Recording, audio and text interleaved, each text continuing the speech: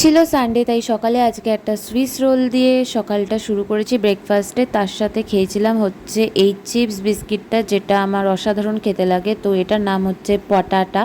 Exactly আমি জানি না, এটা হচ্ছে একটা বাংলাদেশি কোম্পানির একটা বিস্কিট। তারপরে ফার্স্ট টাইম বানিয়ে নিয়েছিলাম হচ্ছে ডিমের ভুজিয়া, যেটা খেতে অসাধারণ খেতে হয়েছিল। আর তার সাথে ছিল হচ্ছে বাটা মাছ আর চিংড়ি মাছ আর ব্যাটপাপতি। আজকে লাঞ্চটা আমি সেরে নিয়েছি। তারপরে হচ্ছে আজকে চলে গেছিলাম আমার দাদুন বাড়িতে, কারণ হচ্ছে আমার ছোট্ট বোনও এসছে। এটা হচ্ছে আমার মিমিম, মানে ছোটো মাসির মেয়ে। তো এই যে পুচকু এখানে খেলছিল। তো এখানে দেখো, এই যে আজকে এই ড্রেসটা পরে আমি গেছিলাম। তো আজকে বিশালই গরম পড়েছে বাইরে। তো ফেরার সময় খিদে পাচ্ছিল বলে আমি এখান থেকে হচ্ছে ফুচকা খেয়ে নিয়েছিলাম। আর দই ফুচকা যেহেতু অ্যাভেলেবেল ছিল না, তাই চাটনি ফুচকা খেয়ে নিয়েছিলাম।